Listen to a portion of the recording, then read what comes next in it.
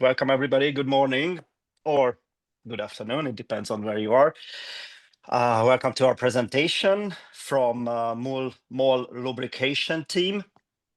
Gabor Cherry and Richard Horthy bring us a case study, and they will explain how they step out from the vicious circle of heavy workload and delayed inspection reports for customers with the help of lean and PDCA cycles.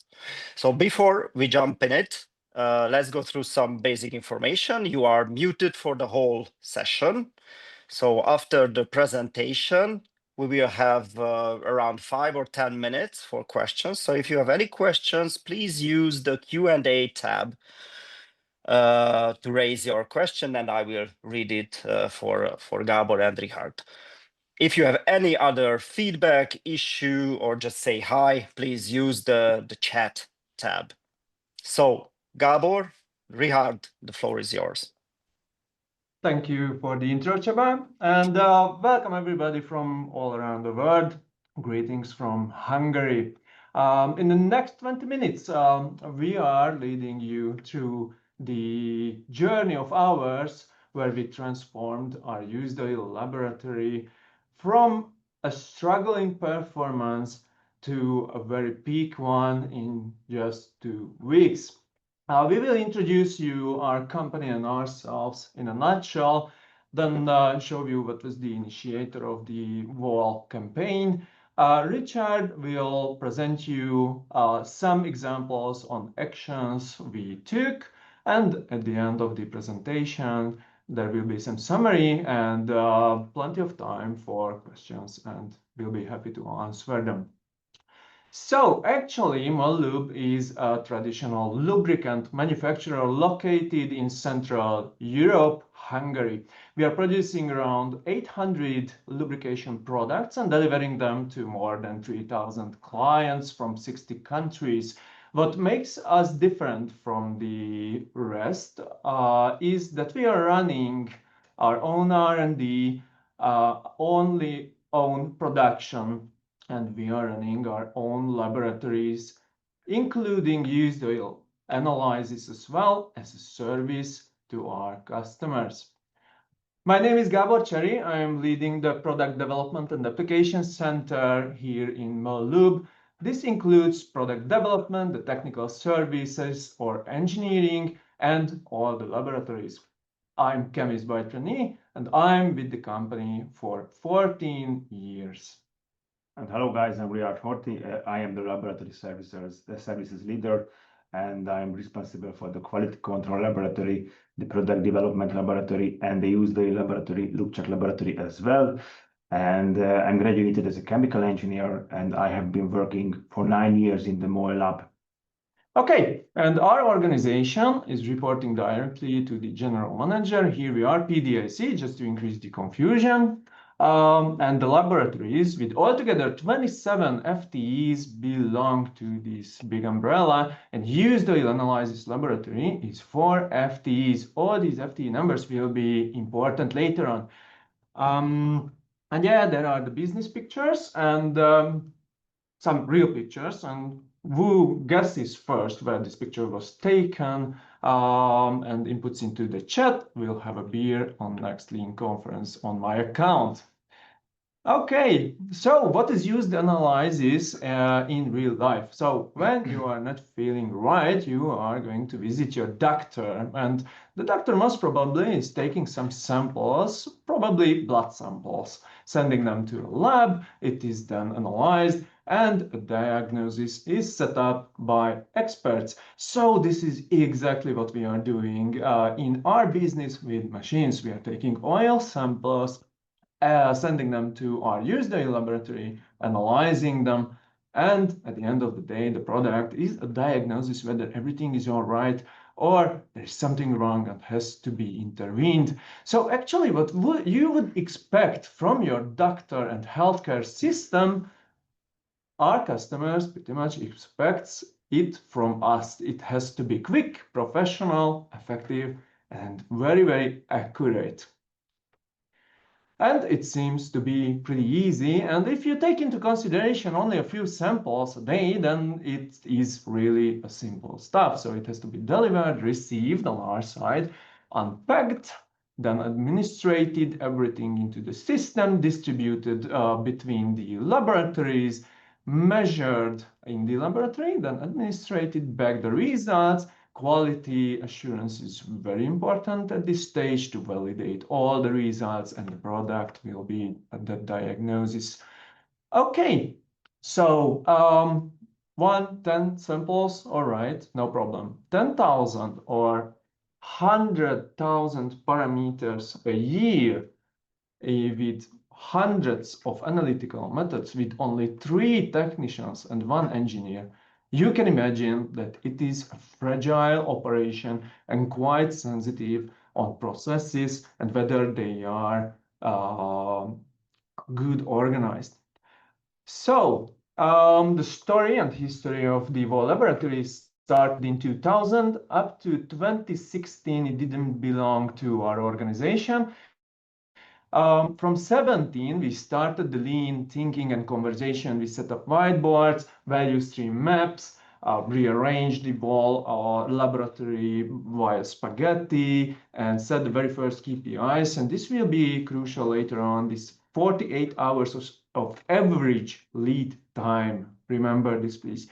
From 2019, these KPIs were even more sophisticated. It was 36 hours average hours for the laboratory and 12 for diagnosis. And from 2022, we withdrew all these average lead times, created product packages, and attached to them exact contracted lead times for each sample. And okay, here we are, 24. A dashboard was set up, and what we have seen was this. In 2017, we were unable to fulfill the average lead times. In 2024, we are unable to meet targets of contracted dedicated lead times. Okay, so we had to summarize what has happened during this decade. And yeah, I already mentioned these average lead times, which were mistake from leader side.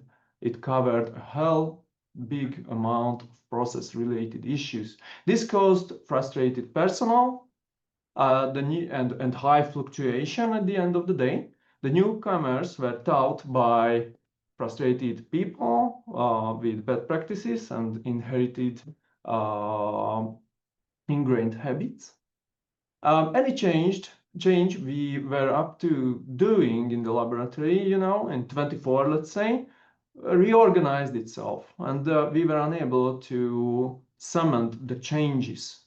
And a pretty important conclusion was that we leaders were on remote. We wanted the people to do the job. So altogether, we created KPIs during the decade that people had no influence on at all, and leaders were focusing on the big picture and were not involved into the most important thing, the process. So at the beginning of 2025, together with Anna-Maria, Ferenc, János, Richard, the whole team, I am just so grateful to you guys. You are pretty gorgeous, and this presentation wouldn't be here without you, so thank you. So the preparation was 2 weeks at the beginning of 25.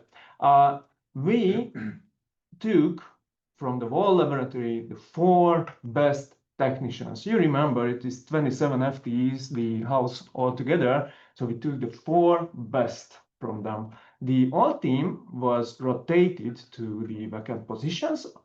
Richard was dedicated or as a lean coordinator of the whole campaign, and only technical knowledge, so the measurement knowledge was transferred, not the processes. And we granted extra holidays and money to raise motivation of the people. It was planned for 4 weeks, 1 week for knowledge transfer, second and third week for setting up new procedures, and from the 4th week on to cement all the changes we are making. So this was the plan, to use lean tools, whiteboard, continuous improvement with PDCA, and in the end, to cement everything into SOPs. And these are the results. So here on the left, you see with yellow all the 24 results. With yellow, it's over contracted time. We planned in January. The campaign took place in February. And from March, we cemented all the changes. And since then, the green shows how well the team is performing. And on the next couple of slides, Richard will show you the details, and some actions will be highlighted to you how we did it. Okay, thank you, Gabor. And now we would like to show you how we achieved these results that you saw on the previous slides. Firstly, the PDCA cycle is a powerful tool for improving processes, but it's not enough on its own. We also need a forum where we can track progress, collaborate, and brainstorm together. During the whiteboard meeting, we reflect on the previous day's events, and also we review individual performance, what went well and what could be improved, and we provide feedback to the team in the simplest and most direct way. One crucial element is being physically present at these meetings because it allows us to respond quickly and make immediate transformation when needed. Okay, so the following example shows us our current whiteboard, and a notable detail is how little space is dedicated to the product itself. Because we all know that the process is more important than the product, which is why we designed our board. On the left side of the board, you notice the daily performance and metrics, and in the center of the board, you see the daily. In the center, you can see the process-related issues, why we try to check every day and update their status if there is a progress. And on the right side of the board, you can see the daily checklist, where each technician can provide feedback for us about their equipment, about the cleanliness of their workspace, and if all necessary chemicals are available. And below that, you can see the list of more functioning instruments along with their current status. So as you've seen, the whiteboard is an excellent tool for visualizing and tracking PDCA cycle. We invest a lot of time of brainstorming how to improve it, and that's why which is constantly evolving. Okay, so from the beginning, we knew this project would require rapid and quick intervention and frequent changes, which is exactly why we choose to apply the PDCA cycle. And as you have seen, the whiteboard has proven to be an excellent tool for tracking PDCA in action. And now we would like to show you some real-life examples how we use the PDCA cycle to reach the performance that you see on the previous slides. Okay, so here you see a few examples in the topics we run PDCA cycles on. Due to the time pressure, I'm not going into every details. I will just show you those having the biggest impacts. If you have any question about any of them, feel free to ask in the question and answer section, and we will be more than happy to answer all arising questions. Okay. So here we listed the 4 actions having the biggest impact on the performance.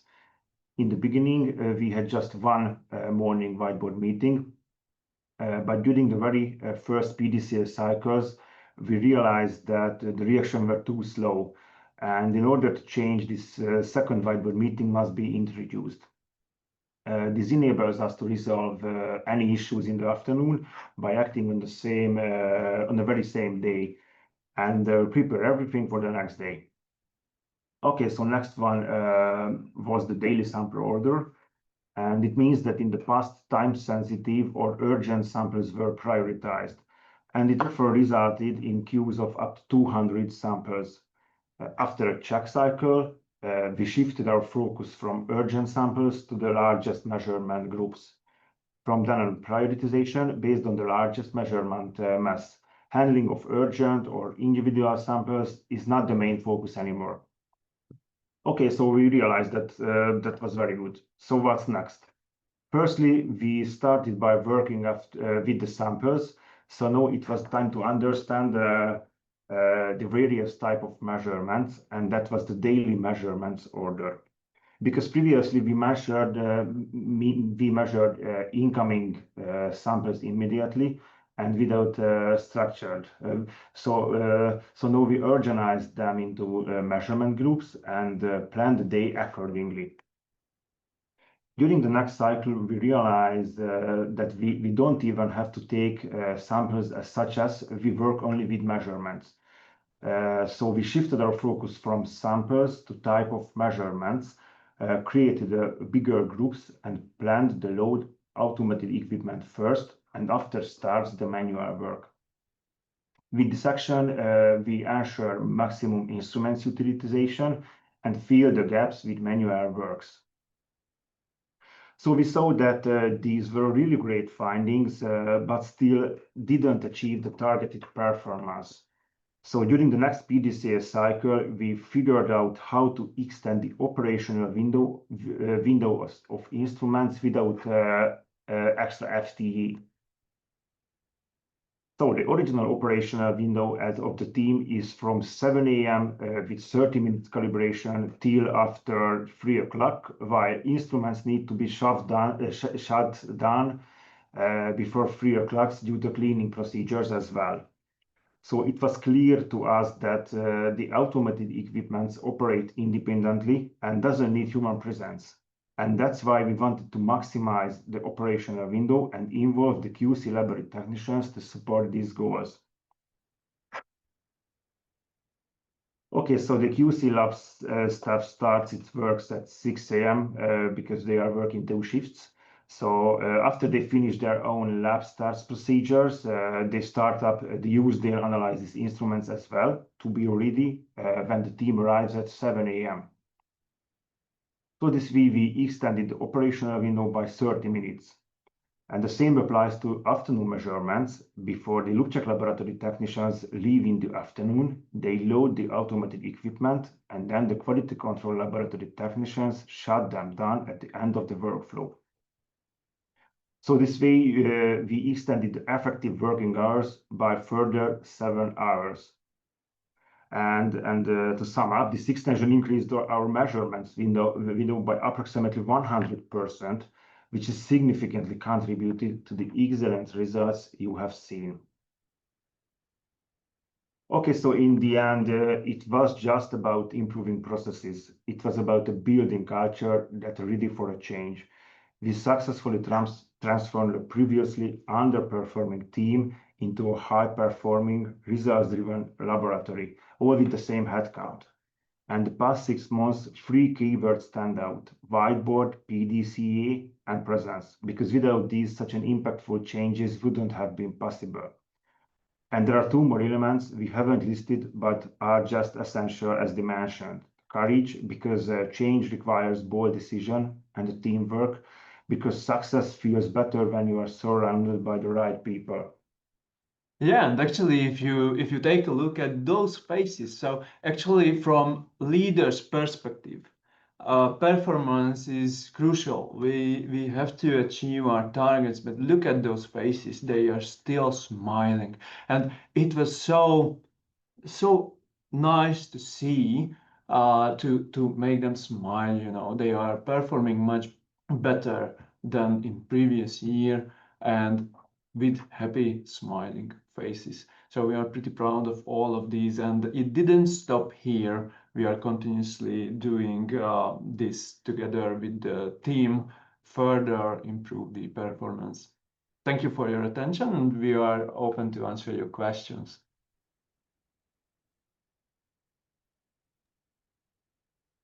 Oh, yeah, great. So thanks for the presentation, Gabor and Richard. And here are the questions from the team. In practice, you do crazy days during these 2 weeks, right? Because you need to do the work plus the improvements. How did you organize that to make it efficient and impactful? Yeah, that's a valid question. And it happened really. So from leader's perspective, you are coming earlier, definitely. You have to arrange your email. So in real life, it looks like this. I'm coming much earlier, and Richard as well.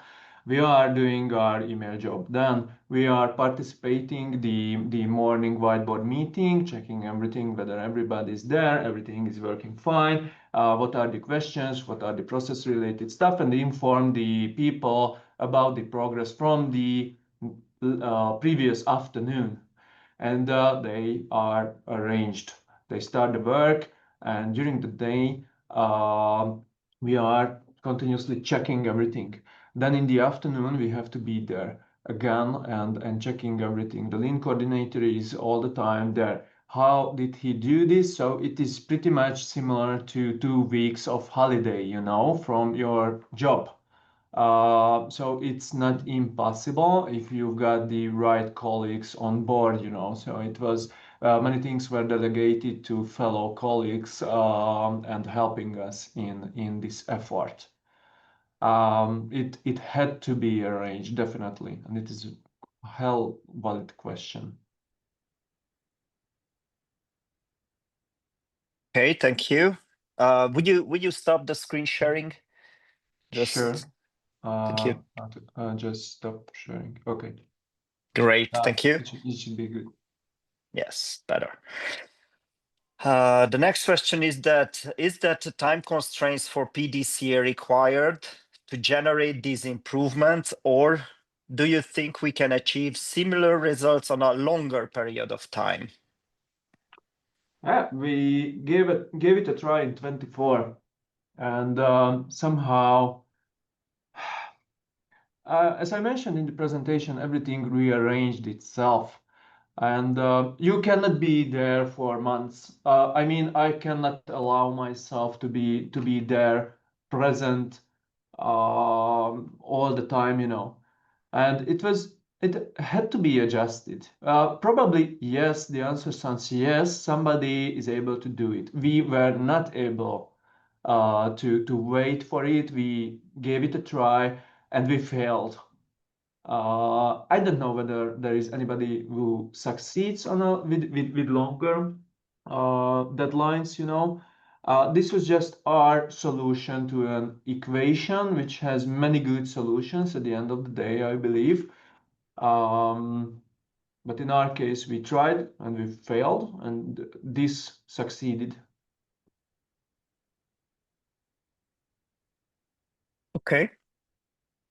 Thank you. And I have one more question from the chat, that coming back to the whiteboard, I have not understand the part dedicated to process and assets. So can we go back to the whiteboard part for a minute? And even you can explain in details what was the evolution of your whiteboard.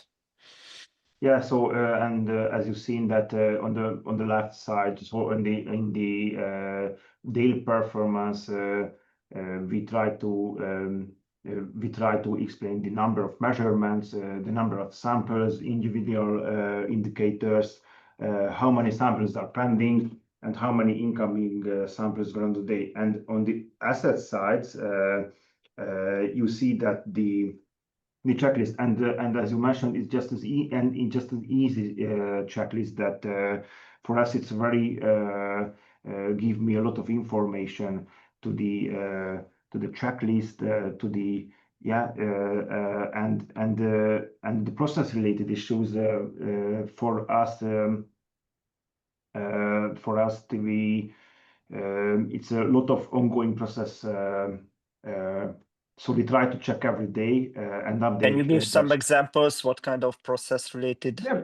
So or actually, it this because part now you don't shows... sharing. Now you don't share, so nobody. No, neither me. But we'll explain. Okay. Shall I? No. Okay. So the process related stuff. So every deviation is the result of something, And once it is somehow identified, in many cases, Now the screen went black. Okay, it relates back to some kind of well-defined process at the end of the day. So maybe there is a bad, I don't know, how we count the number of measurements per person, where do you get it from the system, and when do you make it? Then I mean, daily cleaning procedure is also a process. When shall they administrate the incoming samples? I don't know what else. What are there? Or, for example, how to export the data from the instrument as well. So yeah, for instance, sorry to interrupt you. So there are problematic samples, let's say, coming with lack of information, identifiers are missing, for instance. And we had to build up a process how to handle all of these, because there is a back office, who is in touch with the sales and the customers, how this process is going, how do we let them know that there is something wrong, we cannot process your sample, and we would be happy to do so, but somehow figure out what is missing there, and just to let the people know that there is something wrong. And there was a hell lot of these, to be honest. So there are so minor things we are not even thinking about when we take into consideration this operation. The sample comes, you measure it, and then goes everything out. But it is just pretty much not the case. It is built up from small pieces of puzzle, and at the end of the day, it gives you a nice picture. All of these green graphs I like so much, Hope I answered the question. Thank you. And I have the last one, which is really relevant to the sustainability. So how you can sustain the results. So what are the activities? Because it was mainly for the first half of the year, right? The project. So what happened since then? How you can maintain this result? And we have Yes, one minute. So actually, very brief. during the campaign, I told you that 4 of the best technicians were, let's say, chosen to this campaign, and many of them remained on these new positions. Many of them were promoted, and yeah, we promoted also people from the old team. So who made the things working, remained there in many cases, and we used SOPs, as we mentioned. They wrote the SOPs, so we had a good basis then later on, to teach all the newcomers, and to not to let the old bad habits come back. Okay, and all these changes were crucial as a whole. Okay, thank you. Unfortunately, the time is over, so we have to finish. So thanks for Gabor and Rihard, and thank you for the attendees. So have a nice day, and we have a lot of great presentation for the next couple of hours. So feel free to join. Thank you, guys. Thank you for your attention. Thank you very much. Bye bye. Thank you. Bye.